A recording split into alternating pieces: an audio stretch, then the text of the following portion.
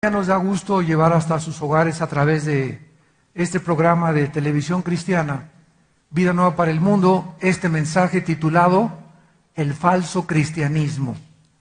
Esta conferencia se titula El falso cristianismo.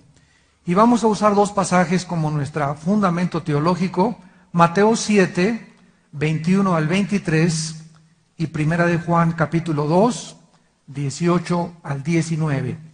Vamos a leerlos y a continuación a proceder a desarrollar nuestra conferencia. En el Evangelio Mateo capítulo 7, versículo 21 al 23, es el Señor Jesús quien está hablando. Y estas palabras de Jesucristo son penetrantes, son impactantes y deben de conmover las fibras más profundas de nuestro ser. Porque estamos viviendo una época de un falso cristianismo. Jesús dice: no todo el que me dice Señor, Señor, entrará en el reino de los cielos, sino el que hace la voluntad, el que hace la voluntad de mi Padre que está en los cielos. Muchos me dirán en aquel día. ¿En cuál día? Cuando nos presentemos delante de Él. Señor, Señor, ¿no predicamos en tu nombre? O sea, profetizar es predicar. No predicamos en tu nombre. Yo era predicador. Muchos van a decir: yo era pastor, o yo era misionero, o yo di estudios bíblicos, y en tu nombre eché fuera demonios. Yo tenía, y los demonios, cuando yo los quise echar, se salieron, Señor. Y además, en tu nombre también, en tu nombre, cuando hacía milagros, decía yo, es para la gloria de Jesús, los milagros que está haciendo Dios a través de mi vida. Y entonces les declararé: nunca los conocí. O sea, ¿quiénes son ustedes? ¿De dónde salieron? ¿Quién los invocó? Yo no los conozco, porque yo conozco a mis ovejas. Y como dice 2 Timoteo 2:19, conoce Dios a los que son suyos. Nunca los conocí, apártense de mí, hacedores de maldad.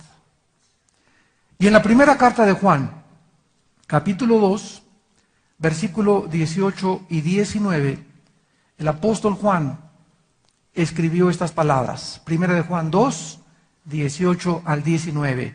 Hijitos, ya es el último tiempo. Y según vosotros oísteis que el anticristo viene, así ahora han surgido muchos anticristos. Acuérdense que la palabra anticristo significa dos cosas. En primer lugar, significa en el lugar de Cristo. El prefijo anti significa ponerse en el lugar del Mesías o hacerse un Mesías. Y en segundo lugar significa en contra de Cristo. Porque Jesús dijo: el que no recoge conmigo, desparrama. Entonces cualquiera que haga la obra de Dios y no está haciéndola a la manera de Dios, es un anticristo. O sea, el espíritu del anticristo está por todo el mundo desde hace 2000 años. Por esto conocemos que es el último tiempo. Salieron de nosotros, pero no eran de nosotros. Porque si hubieran sido de nosotros, habrían permanecido con nosotros. Pero salieron para que se manifestase que no todos son de nosotros. Estas palabras de Jesucristo y del apóstol Juan, como acabamos de mencionar, son penetrantes, impactantes y deben de sacudirnos. Porque estamos viviendo la época más emocionante, pero la más peligrosa de toda la historia del cristianismo. Ya en 2 de Pedro 2, el apóstol escribió: así como hubo en el Antiguo Testamento falsos profetas y falsos apóstoles, así habrá también en la iglesia falsos profetas y falsos apóstoles. ¿Cuál es el peligro que la iglesia está actualmente enfrentando? Que la mayor parte de la cristiandad no están distinguiendo quién es quién. Que la mayor parte de la cristiandad no están discerniendo entre el bien y entre el mal, entre lo verdadero y entre lo falso. Así como te pueden llegar ahorita con una piedra que parece un diamante, decirte, te vendo este diamante en $10,000, y tú lo comparas con otro diamante y aparentemente los dos son iguales. Ahorita en Estados Unidos hay mucho de moda, muchos hombres están poniendo aquí un diamantito en la oreja, y tú no puedes saber si ese diamantito que traen en la oreja es real o no es real. Te dan también un billete de 100 pesos que se están falsificando en México de 200 pesos y lo ves así aparentemente y está pero exacto, perfecto casi el billete. ¿Qué necesitas para poder distinguir algo bueno de algo falso? Necesitas ser experto en lo bueno. Los agentes del Tesoro en Estados Unidos durante 5 años los entrenan para que manejen con sus manos puros billetes verdaderos. Y comienzan a desarrollar un tacto tan sutil y tan delicado que cuando cae en sus manos un billete sin que tengan que poner la pluma o pasarlos debajo de un rayo láser, con el puro tacto los agentes del Tesoro detectan que ese billete es falso. Porque por más bien imitado que esté un billete, el papel es diferente. Entonces vivimos una época donde las iglesias, lo sabemos, son una mezcla. Esta iglesia, todas las iglesias del mundo, sin excepción, son una mezcla de cizaña con trigo. En la iglesia hay ovejas, en la iglesia hay cabritos, en la iglesia hay mazacuatas, coralillos, escorpiones y lobos. Así que no creas que en la iglesia a la que tú asistes, inclusive esta y cualquier otra iglesia en el mundo, todos son San Anselmo y San Crisóstomo. Porque Cristo nos enseñó claramente, por ejemplo, en la parábola del sembrador, en el capítulo 13 del Evangelio de Mateo, los discípulos, al escuchar esto en el versículo 24, Jesús se quedaron sorprendidos, porque Jesús les contó esta parábola para ilustrar lo que es la iglesia. El reino de los cielos es semejante a un hombre que sembró buena semilla en el campo, pero mientras dormían los hombres, vino su enemigo y sembró cizaña entre el trigo. Y se fue. Cuando salió la hierba, dio fruto y apareció también la cizaña. Vinieron los siervos y le dijeron, ¿qué no sembraste buena semilla? ¿De dónde? ¿De dónde aparecieron las mazacuatas? ¿De dónde aparecieron tanto coralillo? ¿De dónde comienzan a surgir hermanos que se decían hermanos y que están haciendo lo que están haciendo? ¿Qué acaso no todos en la iglesia deben de portarse bien y ser fiel a su esposa y ser honestos, etcétera, etcétera? ¿De dónde salió todo esto? Él les dijo, no lo arranquen, no sea que también arranquen juntamente la cizaña con el trigo. Déjenlo crecer hasta el tiempo de la siega. Y yo diría a los segadores, recojan primero la cizaña, échenle en manojos y quémanla, pero recojan el trigo y pónganlo en mi granero. En esta parábola Cristo nos muestra que el bien y el mal van a crecer juntos en el mundo. Dentro de la iglesia van a haber las ovejas y van a haber los cabritos y los lobos. En todas, repito, las iglesias. Cristo Jesús tuvo entre sus 12 hombres, ¿a quién? ¿Todos eran San Crisóstomo? No, el traidor. Aquel que iba a apuñalar por detrás a Jesucristo estaba tan bien camuflajeado y tan bien disfrazado que era casi idéntico al papel verdadero, pero era falso.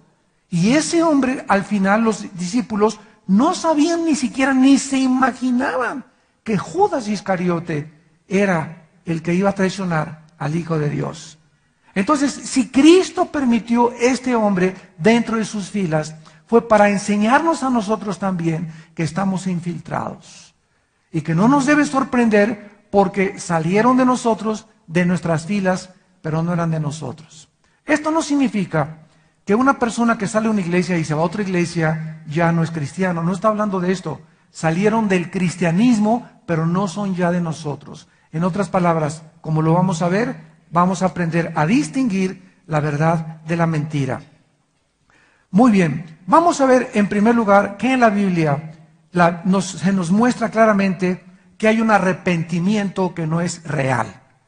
El rey Saúl fue ungido por Dios, aunque en el Antiguo Testamento la persona ungida no significaba que era salvada. Por ejemplo, el rey Ciro de Persia le llama en Isaías Dios, mi ungido, Ciro el rey de Persia. La palabra ungido significa escogido por Dios. Y Dios escogía vasos como los reyes, como Nabucodonosor, para que atacara a Israel, pero no significa que eran salvados. En el Nuevo Testamento, ya los que estamos ungidos es una vez y para siempre con el Espíritu Santo e implica la salvación. Porque el Espíritu Santo en el Antiguo Testamento no moraba dentro de los hombres como en el Nuevo Testamento. Saúl era un hombre que Dios escogió y al principio hasta profetizaba. Y Saúl entre los hombres comenzó a profetizar, pero cuando comenzaron los celos y la envidia y la amargura, el resentimiento de no perdonar, comenzó a inundar el corazón de Saúl y se levantó en enemigo de Dios al comenzar a perseguir al ungido de Dios, que era el rey David. Tenemos el ejemplo también de Herodes. Herodes era un rey que le encantaba ir a la iglesia el domingo. Le encantaba escuchar, predicar a Juan el Bautista. Y cuando Juan el Bautista predicaba, por favor tráiganlo y que me dé una conferencia, quiero estudiar estudio bíblico, me encanta oír la palabra de Dios de Juan el Bautista. Cualquiera podría decir, bueno, Herodes ya se convirtió. Sin embargo, ¿qué pasó? Cuando el día de su cumpleaños, le pasan por ahí a una muchacha, su sobrina, ¿verdad? Bailándole los 7 velos, y este hombre con 3 o 4 de tequila reposado gimador, se puso hasta atrás, y quiere esa muchacha, y entonces le dice la esposa, ¿verdad? Pues la amante mata al Bautista y corta de la cabeza, y tendrás a mi hija. ¿Y qué hizo Herodes? Pues se fue, ¿verdad?, detrás de esta mujer. Judas Iscariote, ya lo vimos claramente, durante 3 años desayunó con Cristo, caminó con Cristo, viajó con Cristo, comió con Cristo, cenó con Cristo, durante 3 años y medio, y finalmente nunca en su corazón se decidió seguir a Cristo. O sea, ¿por qué Judas se unió al grupo de Cristo? Porque estaba tratando de obtener de Cristo un beneficio. Jesús dijo, pues si es el rey de los judíos, cuando lo hagan rey, a mí me hace secretario de gobernación. O cuando a mí me hagan rey, ¿verdad?, me hace el ministro secretario de Hacienda. O sea, los motivos eran el dinero. La raíz de todos los males es el amor al dinero. Y finalmente Judas traiciona a Jesucristo. En la segunda carta a los Corintios, capítulo 7, segunda de Corintios, capítulo 7, versículos del 9 al 10, la Biblia nos explica la diferencia entre el remordimiento y el arrepentimiento. Porque la Biblia dice que Judas se arrepintió, ¿verdad? Han leído ese versículo. Sin embargo, esa palabra significa le remordió la conciencia nada más. Como muchas personas que mató a su familia y mató a su esposa y a sus hijos, y arrepentido se voló la tapa craneana de los sesos. Bueno, si hubiera estado arrepentido, no se hubiera suicidado. Porque tanto Judas como Pedro, los dos, cometieron el pecado de alta traición. Judas traiciona a Cristo, Pedro lo niega. Los dos eran culpables delante de Dios. ¿Qué fue la diferencia entre Judas y el apóstol Pedro? Que si Judas se hubiera arrepentido según Dios, como lo vamos a ver, no se hubiera suicidado, porque hubiera creído que hay perdón en la sangre de Cristo. Y las monedas no las hubiera arrojado en los pies de los sacerdotes. O sea, cuando arrojó las monedas en los pies de los sacerdotes, creyó que los sacerdotes eran los que lo podían perdonar, cuando Cristo durante 3 años y medio predicó que Él era el Salvador. Pero Pedro, al contrario de Judas, y pecó igual que Judas, lloró amargamente y se arrepintió de su pecado. Cristo resucita, se le aparece a Pedro, lo restaura y lo nombra, ¿verdad?, aquel que abriría las puertas de la iglesia en Pentecostés. En 2 Corintios capítulo 7, versículos 9 y 10, El apóstol Pablo dice, ahora me gozo escribiéndole a esta iglesia, no porque hayáis sido contristados, sino porque fueron contristados para arrepentimiento, porque habéis sido contristados según Dios, para que ninguna pérdida padecieran por nuestra parte. Porque la tristeza que es según Dios, acuérdense aquí la diferencia, hay tristeza que viene de la carne. Hay tristeza y dolor que viene de la carne. Hay una misericordia que no es santa. Hay una humildad que no es santa. Hay una tristeza que no la produce Dios. La produce tu pecado y te dolió lo que hiciste, pero no te dolió según Dios. Tú no estás arrepentido con Dios, sino por lo que te va a pasar y por lo que vas a pagar por lo que hiciste. Pero tú no estás arrepentido, ni tu tristeza es porque hayas ofendido a Dios o porque tengas temor de Dios. La tristeza que es según Dios produce arrepentimiento para salvación. Pero la tristeza de que no hay que arrepentirse, pero la tristeza del mundo produce muerte. Entonces vemos pues que hay dos tipos de tristeza y dos maneras de lamentarse. Hay una persona que llega y me dice su esposa, oiga, pues mi esposo, ¿verdad? Ya anda con la amante, a ver, venga don Pancho, usted anda por ahí en adulterio, pues vamos a tratar con su vida. Sí, hermano, sí, etcétera, etcétera. Ella, mi esposa me quiere dejar y mis hijos también y bla, bla, bla. Le decimos en México, lágrimas de cocodrilo. De la boca para afuera. Y cualquiera lo viera, ¿verdad? No, don Pancho estaba así y compungido y pobrecito, etcétera, etcétera. Pero pasan 2, 3 semanas y él no ha dejado a su amante. Él sigue con su pecado. Entonces, esa tristeza aparente que tuvo don Pancho no era según Dios. A él no le dolió, Señor, he pecado contra ti, como dijo David en el Salmo 51 y en el Salmo 32. Padre, contra ti he pecado, Señor, he hecho lo malo delante de mis ojos, lávame, purifícame con el hisopo y seré más blanco que la nieve. Ese es el verdadero arrepentimiento. Hay un falso arrepentimiento de acuerdo a la Biblia. Número 2, hay una fe que no es real. Hechos capítulo 8. Hay una fe que no es real. En este pasaje de Hechos capítulo 8, versículo 9 al 13, encontramos a un brujo, a un mago, Hechos capítulo 8, versículo del 9 al 13, que dice en el versículo 9 que se llamaba Simón y ejercía la magia, la brujería en aquella ciudad y engañaba a la gente de Samaria haciéndose pasar por algún grande. O sea, yo tengo muchos poderes.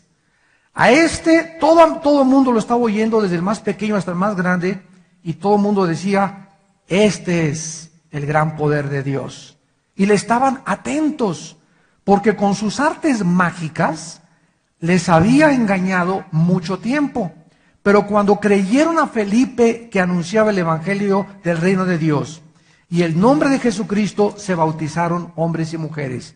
Y dice la Biblia, también creyó. Y aquí podríamos asumir al leer esto que Simón el mago se había arrepentido, ¿verdad? También creyó Simón mismo y se bautizó el sinvergüenza todavía. Hasta agua le fueron a echar. Y estaba además con Felipe, comenzó a seguir a los discípulos, viendo las señales y grandes milagros que se hacían estando atónito. O sea, hizo los ritos del cristianismo, ¿verdad? Me levanto, sí creo en Cristo, me echo agua, me bautizo, etcétera, etcétera, y comienzo a asistir a la iglesia. Todo esto lo hizo Simón el mago, pero Dios conoce el corazón. Entonces veamos en este caso, en el versículo del 18 en adelante, dice el versículo 18, cuando vio Simón que por la imposición de las manos de los apóstoles se daba el Espíritu Santo, les ofreció dinero. Y recordemos que con Dios no se negocia. ¿Cuántas veces estamos oyendo en la televisión, en mensajes y todo, verdad? Pues haz un pacto con Dios y te va a dar tanto de dinero. O te va a ir bien. O mándame tal dinero y te va a ir bien. Ahora, antes que yo me viniera aquí a México, en la televisión vi a un predicador muy famoso que ahora está vendiendo chales, talides, hebreos, y te dice, cuando tú recibas este talid, si mandas $100, el poder de Dios vendrá sobre tu vida. ¿Saben cómo se llama esto? Se llama brujería.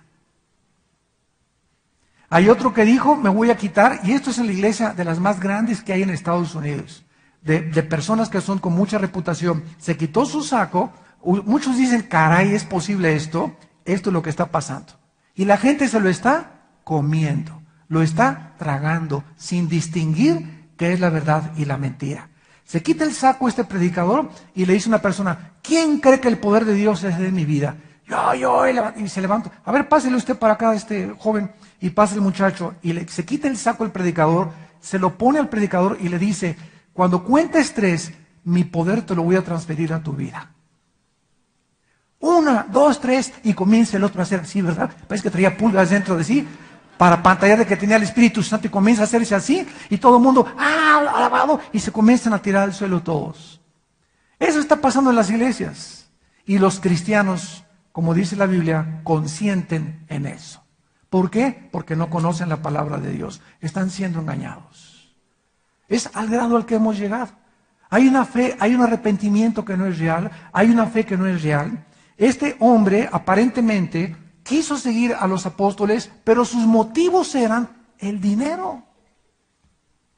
Cuando comenzó a ver que cuando imponía las manos el Espíritu Santo, quiso comprar el don. Y dice el versículo 20, entonces Pedro, y escúchenme esto, predicadores que lo escuchan y pastores que me escuchan por toda Latinoamérica. Escuchen esto aunque no me inviten a su iglesia. Entonces Pedro le dijo, tu dinero perezca contigo porque has pensado que el don de Dios se obtiene con dinero. Cuidado con ustedes, cuidado hombres de Dios, cuidado cristianos, cuando ustedes quieren con dinero comprar algo de Dios. Pedro y Juan en Hechos capítulo 3 llegaron al templo y le dijeron al ciego, no tenemos oro ni plata, mas lo que tenemos te damos. En el nombre de Jesús Nazaret, párate. No le dijeron, haz un pacto con Dios. O te mando este chalito y póntelo arriba y te vas a comenzar a parar. O te mando este pañuelo que está ungido por el Espíritu Santo, por el Padre, por la Virgen del Socorro y la Macarena. Y te lo pones el pañuelito ungido y aquí está a $10 el pañuelito ungido. O mande $25 y les mando esto a través de la brujería. La brujería ha entrado a la iglesia. Pero ¿cómo puede entrar la brujería a la iglesia? Entra de diferentes formas. En Gálatas capítulo 5, Pablo le dice a la iglesia de Galacia, ¿quién os fascinó? Y la palabra fascinar, búscala, es hechizar. Gálatas 5, versículo 1. La iglesia de Galacia estaba hechizada en el legalismo. Hay iglesias tan legalistas, porque siempre se transmite a través del pastor el espíritu de la gente, que comienzan a enseñar, no pongas árbol de Navidad, no pongas esferas, no hagas esto, no hagas el otro, y ya vamos a celebrar el sábado también, y vamos por aquí, por allá, y comienzan con las cosas legalistas, y comienzan a ponerle cargas a la gente, más pesadas que las que pueden poner, y entonces la gente se vuelve legalista, y los espíritus inmundos entran cuando nosotros violamos la palabra de Dios. Ahora está entrando a través del engaño, los falsos milagros, el espíritu de brujería a las iglesias.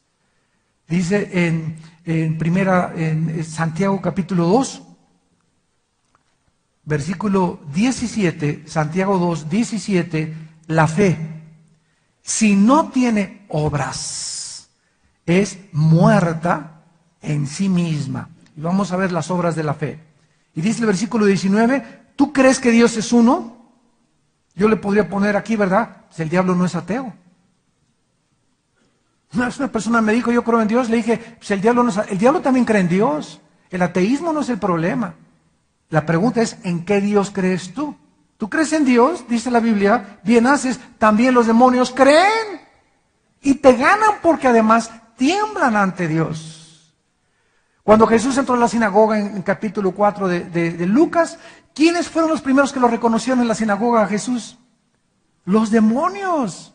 Sabemos quién eres tú, el Hijo de Dios, y vienes a atormentarnos antes de tiempo. Ellos confesaron que Él era el Hijo de Dios, sabían que Él era el Hijo de Dios.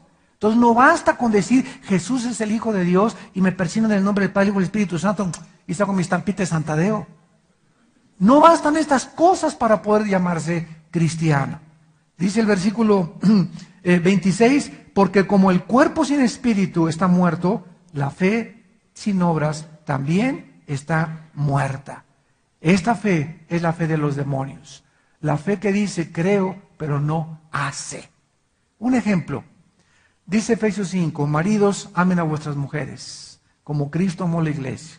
Yo voy a la iglesia, soy diácono, o canto, o no sé, tengo algún puesto, pero en mi vida privada, ¿amo a mi esposa? Porque el hogar es el gimnasio del cristianismo. En el hogar es donde Dios nos entrena. No en la iglesia, en el hogar es el gimnasio de Dios. ¿Cómo trato a mi esposa? ¿Cómo trato a mis hijos? Mi negocio, soy honesto en mi negocio, soy íntegro en mis negocios, estoy abierto en mis negocios, pago mis impuestos en mis negocios, estoy abierto delante de Dios. Si yo digo algo y no hago lo que yo creo, me comienzo a desintegrar.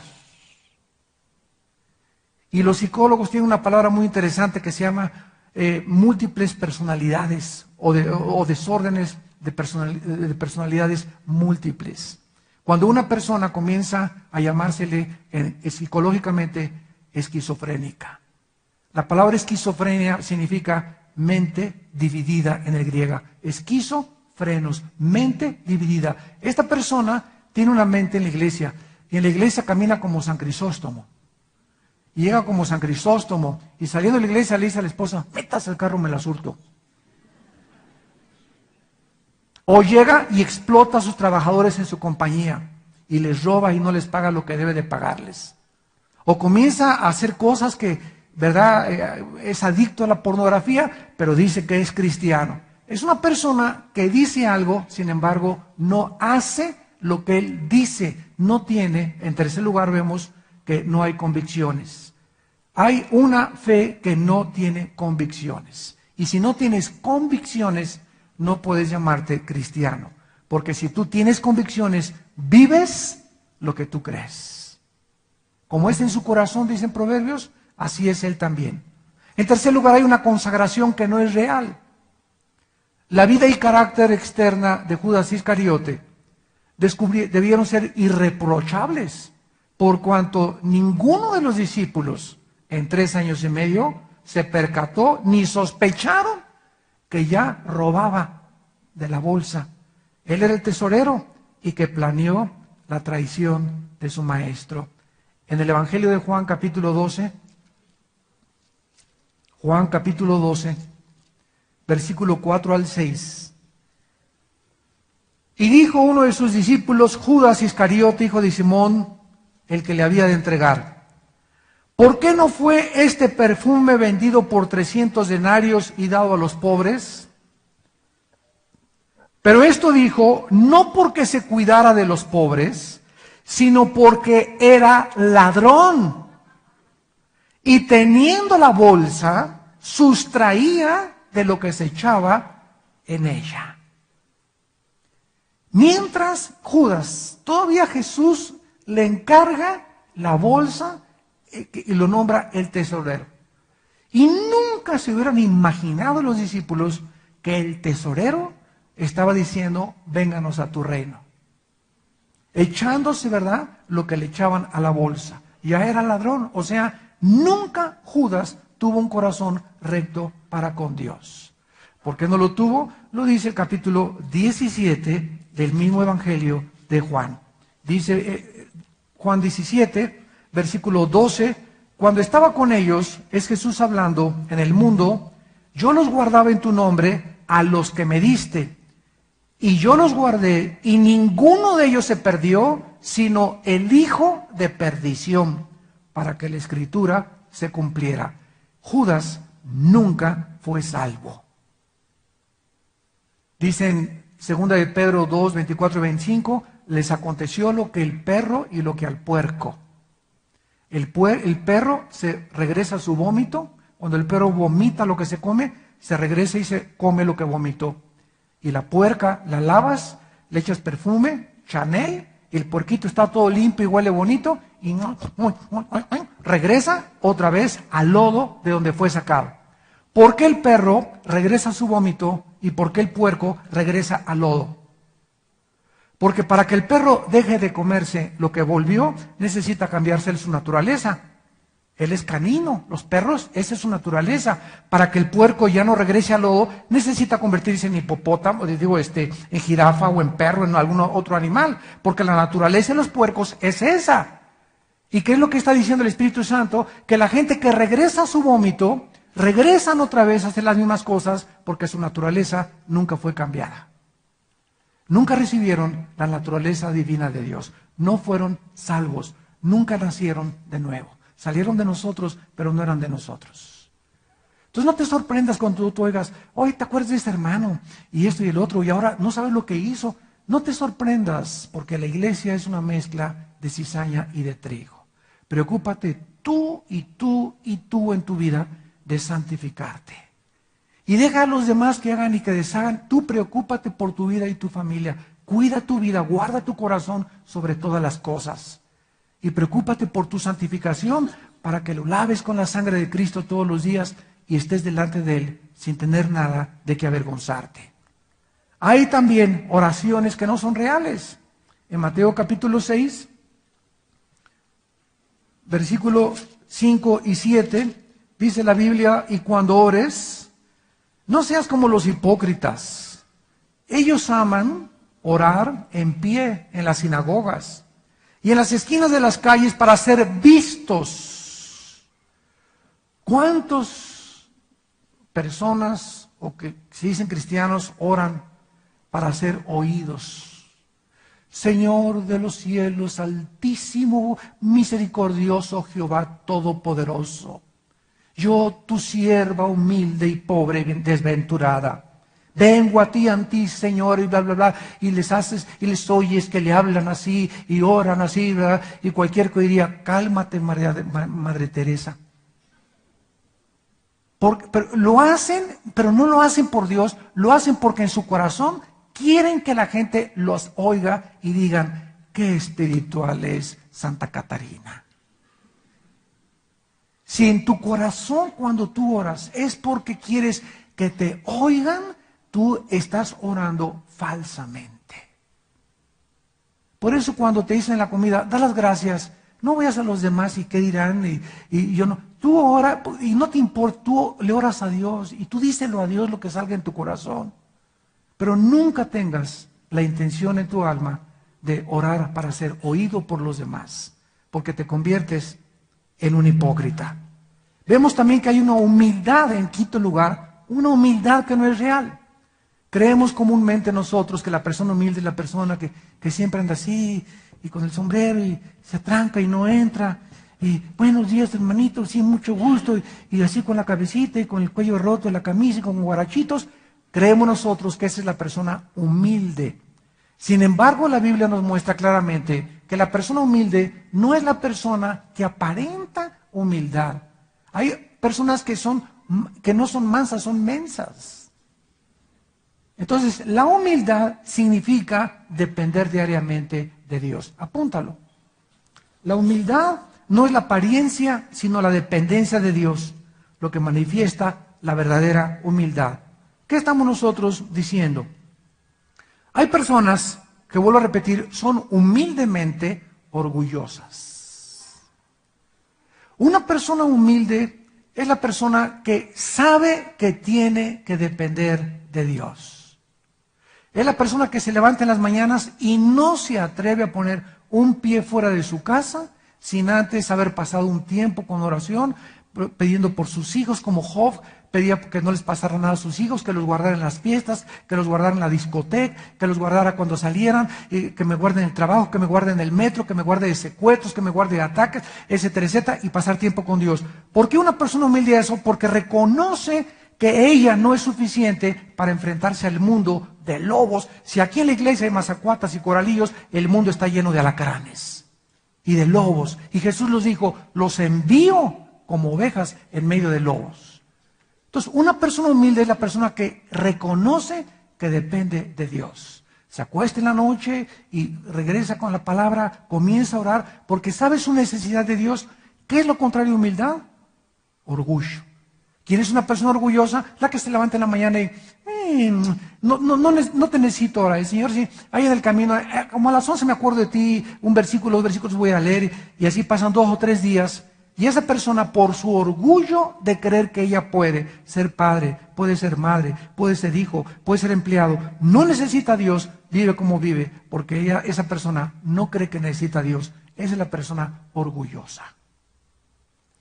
Dice la Biblia en Proverbios capítulo 9, versículo 8. ¿Cómo podemos nosotros saber cuando una persona también es humilde y es orgullosa? Dice Proverbios 9, versículo 8.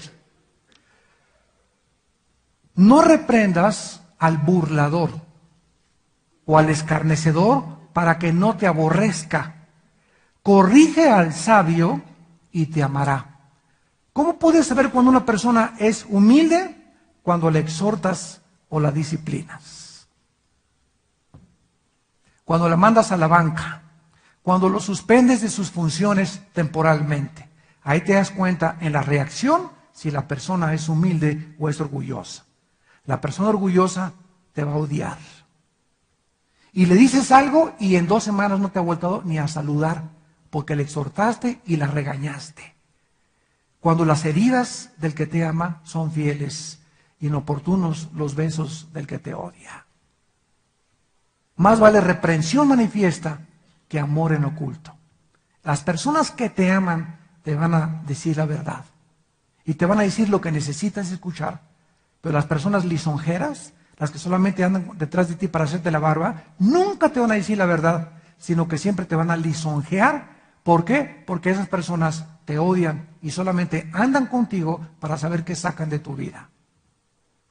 Esta humildad no es de Dios, esta oración no es de Dios, esta consagración no es de Dios, esta fe no es real, y vamos a ver cómo podemos saber que un cristiano es real o no es real.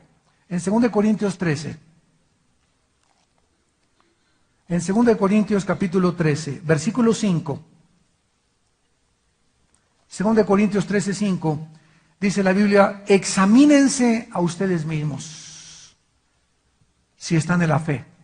Con todo lo que les he dicho, ¿tu arrepentimiento es real? ¿Es tu fe real? ¿Es tu consagración real? ¿Tu humildad es verdadera delante de Dios? Examínate, sé honesto delante de Dios y ponte tachas o ponte palomitas para que puedas comenzar a detectar tu vida espiritual. Examínense a ustedes mismos si están en la fe. Pruébense a ustedes mismos. ¿O qué no conocen a ustedes mismos que Jesucristo está en ustedes a menos que estén reprobados? ¿Cómo saliste de este examen? Ahora viene el examen a título de suficiencia a continuación. ¿Cómo saber si tu cristianismo es real? Número 1. ¿Qué lugar ocupa en tu corazón la fe cristiana? Número 1. ¿Qué lugar ocupa en tu corazón las convicciones? ¿Has estado dispuesto a permanecer firme en tus convicciones en tu escuela cuando alguien dijo, este es un cristianito, o tú eres de los cristianos y tú te has avergonzado y has dicho, no, soy cristiano pero no soy tan fanático, o estoy comenzando a estudiar la Biblia? ¿Qué has hecho? ¿Cómo has reaccionado cuando el mundo te ha perseguido? O en tu oficina, ay, véngase don Pancho, échese una copa con nosotros, vámonos en la noche con las chamaconas. No, yo estoy casado. Jaja, tú eres de los que están casados y todavía son fieles a su esposa. Tú contéstales y diles, ¿verdad? Para ustedes ahora la inmoralidad es una virtud, pero lo que los hombres tienen como sublime, para Dios es abominación. Yo amo a mi esposa y no necesito otras mujeres. Asústame. ¿Cómo contestas cuando te enfrentas a esta situación? ¿Cómo reaccionas cuando en tu escuela le dicen a tu hijo que tiene que ir disfrazada de bruja porque es Halloween? O que tiene que ir disfrazado del anticristo tu hijo. O en tu vecindario pusieron telarañas y pusieron arañas y tú es la única casa, ¿verdad?, que no tiene nada, no tiene nada de Halloween. ¿Por qué? Porque si no pongo nada me van a perseguir, y si en mi escuela mi hija no va así, la van a correr. ¿Sabes una cosa? Que nunca puede ninguna escuela en México ni en el mundo correr a un alumno por ir en contra de esa filosofía. ¿Qué es lo que tú tienes que hacer? Mijita, ven de la mano, mañana te acompaño a la escuela. ¿Quién es tu maestra? Doña Hortensia, ¿cómo le va? Soy la mamá de Periquita. Quiero decirle, ¿verdad?, que nosotros somos cristianos. Mañana es Halloween. Mañana mi hija no va a venir disfrazada ni de bruja, ni del anticristo, mi hijo tampoco, ni de diablo, ni de demonio, ni va a traer arañas, ni vamos a venir con vampiros, ni con una escoba, mucho menos, porque somos cristianos. Y Halloween es una fiesta pagana totalmente dedicada a Satanás. Así que si usted quiere, mi hija le puede hacer un trabajo extra que no esté relacionado con Halloween, pero mi hija no va a venir ni va a celebrar Halloween. ¿Sabes qué se llama esto? Convicciones. ¿Tienes tú estas convicciones cristianas ya en tu vida? Ya estás totalmente, la palabra convicción viene de convencido. Estás tan profundamente convencido a quién estás sirviendo que ya le perdiste el temor al ser humano. Como dice la Biblia, ¿por qué le temes miedo al hombre cuyo aliento está en su nariz?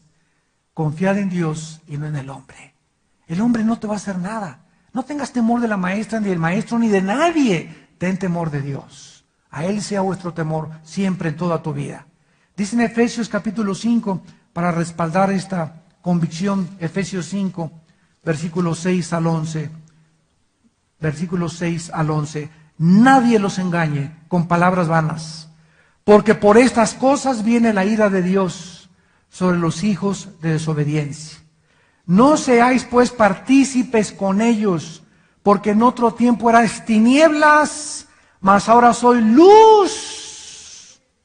Ahora eres luz. Ahora debes de alumbrar en lugar de meterte a la oscuridad donde la gente está escondida. Ahora hay que prenderles la lámpara y prenderles y decirles, aquí está la luz. Esto que ustedes están haciendo no es correcto, esta es la luz, esta es la verdad. Para eso Dios nos salvó. Ahora somos luz en el Señor. Anden como hijos de luz. Versículo 10, comprobando lo que es agradable. Versículo 11, y no participen en las obras infructuosas de las tinieblas, sino más bien repréndelas. Tenemos que entender ahora que no podemos participar de las tinieblas, porque dice el dicho de Monterrey, tanto peca el que mata la vaca como el que estira la pata. Hermano, mi cuñada va a celebrar la primera comunión de mi sobrina y me invitaron a ser la madrina de ramos. ¿Y cómo puedo, si tú te metes a la iglesia, ¿verdad?, a celebrar, y yo no voy a hacer nada, no voy a estar mirando, tanto peca el que mata la vaca como el que estira la pata. El hecho de estar dentro de un culto donde no se le esté rindiendo la gloria de Dios, una iglesia budista, una iglesia mormona, una iglesia, como se llame, ¿verdad?, donde no se le estaba rindiendo culto a Dios, son las tinieblas. Y cuando tú entras a ese lugar, tú estás participando con todos y reconociendo que lo que está sucediendo ahí es la verdad. Tú espéralos afuera. Te invitaron a una boda, no vayas al servicio religioso, ve al banquete y no vas a ponerte hasta atrás. Vas al banquete a testificar y a ver a quién ganas para Cristo de toda esa gente que está en tinieblas. Nada nos impide ir a un banquete del mundo, ¿verdad? Pero ¿a qué vamos? Cristo fue a las bodas de Caná. ¿Para ponerse hasta atrás?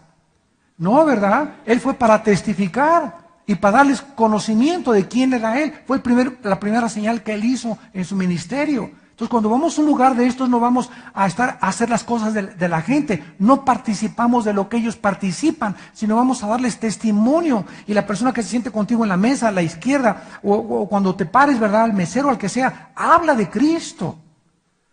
¿Qué lugar ocupan las convicciones en tu corazón? Dice en Gálatas 1:10, fuimos llamados no solo a creer, sino a padecer por causa de su nombre. Entonces no te crees que seguir a Cristo es fácil. Te vas a poner en contra de mucha gente. Vas a ir en contra de tu familia, vas a ir en contra de tus amigos, pero tienes que demostrar convicciones. Y si no las tienes, ¿dónde está tu cristianismo? ¿O qué quieres ser mejor que tu maestro? En segundo lugar, ¿qué sentimientos tienes hacia el pecado? ¿Puedes ver al pecado como Dios lo ve? Como la causa de todo el sufrimiento que existe y de la muerte de su Hijo Jesucristo en el Calvario. La paga del pecado es la muerte. Una de las cosas que más me han impactado acerca del pecado, amados santos, es cuando leí hace muchos años Josué capítulo 7. En este capítulo 7 de Josué, Josué asalta una ciudad que se llama Ai, y de repente, con muy poquitos hombres creyendo, él después de la victoria de Jericó en el capítulo 6, que Dios estaba con ellos, los comienzan a diezmar y a devastar. Y Josué comienza a orar: Señor, ¿qué pasó? Tú nos has prometido que vamos a estar con nosotros, que ninguna arma forjada contra nosotros va a prosperar, que la justicia está a nuestro lado. ¿Por qué, Señor, nos estás fallando? Y Dios le contesta a Josué: ¿sabes una cosa, Josué? Hay pecado en el campamento. Hay pecado, no dijo en la casa de una familia. El pecado, dijo, se ha extendido en el campamento. Síganme con mucho cuidado. Encuentra, le dijo Dios a Josué, es la responsabilidad de los líderes, encuentra a la persona por la cual la maldición puede caer sobre todos ustedes. Por uno puede caer la maldición a todo el campamento. Total que hubo una serie de procedimientos y Josué descubre una familia con un hijo llamado Acán, que había robado cuando asaltaron Babilonia y conquistaron Babilonia, un manto babilónico y oro y quién sabe qué cosas, y las escondió debajo de su casa. Y la familia consintió en que escondiera y no lo delataron, no lo delataron. Entonces en ese momento Dios le dice a Josué algo que cuando yo lo leí me quedé así 2, 3 días orando y preguntándome: Señor, pero ¿cómo está esto? Saca a ese perverso y ejecútenlo. Ha perdido el derecho de seguir viviendo. Y Dios dice: él y su familia. Y yo le preguntaba a Dios: Señor, pero ¿por qué justos por pecadores? ¿Por qué la familia si la familia no fueron ladrones? Y a través del tiempo y del estudio de la palabra y de la meditación y la oración, pude entender lo que el pecado hace a los ojos de Dios. Cuando yo peco, me afecto a mí. Afecto a las personas más cerca a mí, aunque ellas sean inocentes. Por ser mi esposa y por ser mis hijos, mis pecados afectan mi familia, lo quiera yo o no lo quiera yo entender. Así que cuando tú pecas, no estás pecando tú solo, estás jalando contigo a mucha gente. Y cuando infectas a tu familia infecta a otras personas. Y cuando la iglesia se conoce que hay un pecado bien abierto y conocido, y no se saca ese jitomate podrido para evitar la contaminación, Dios maldice y Dios juzga a los líderes. Porque la iglesia queda bajo la maldición de Dios. El pecado contamina espiritualmente a todos los seres humanos. Cuando tú ves el pecado como Dios lo ve, ya no juegas con el pecado. Ya te das cuenta que cuando yo peco voy a amolar a mi esposa y voy a amolar a mis hijos, y después la gente va a decir: pobre familia. Sí, no pobre familia, pobre de este hombre que fue el que pecó, porque él hizo lo que está haciendo, y esa es la consecuencia de todos aquellos que siguen a Satanás y que se desvían totalmente y que se burlan de Dios. Afectan a su familia y hunden a su familia junto con ellos. Y después viene la misericordia, que no es santa.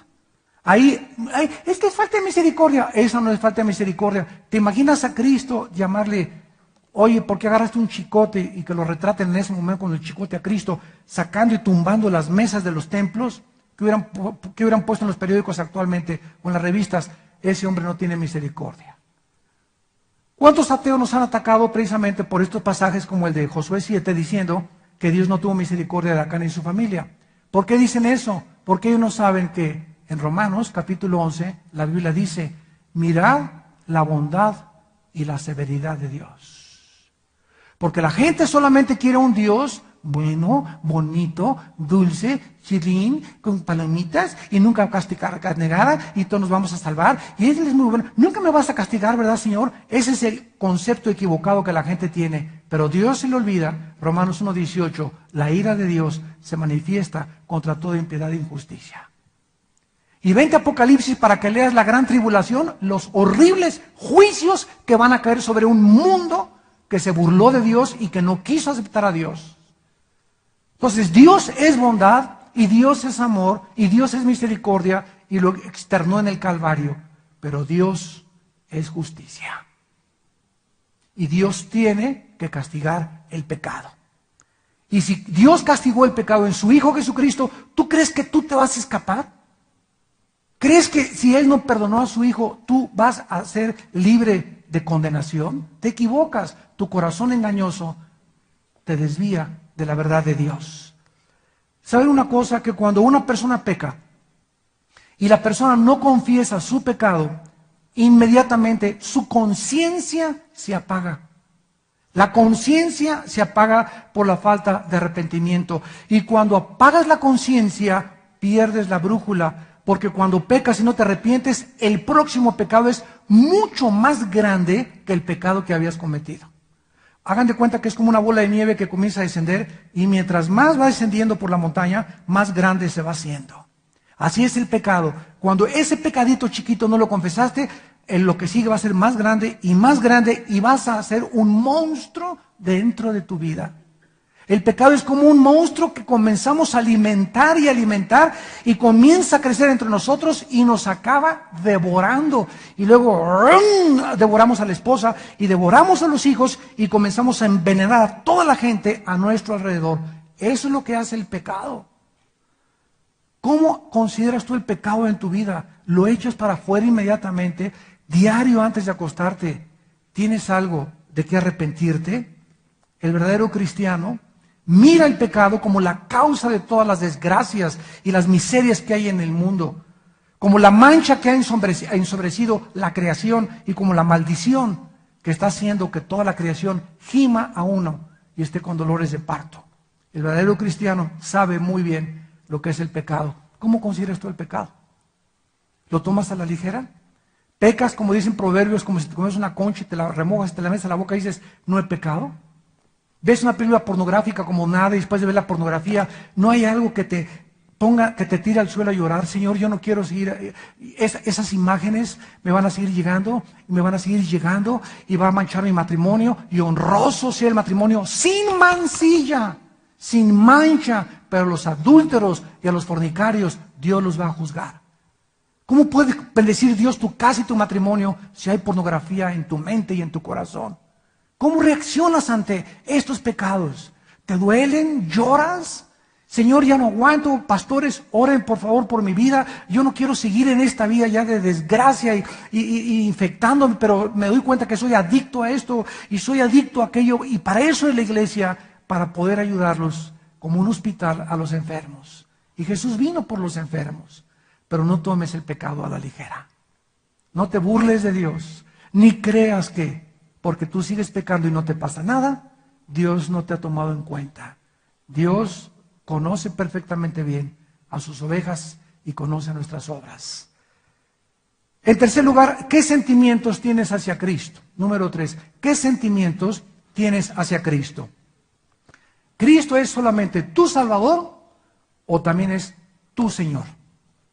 Porque Cristo es mi Salvador. ¿Saben lo que significa la palabra Señor? En el hebreo Adonai, en el griego Kurios, significa amo absoluto.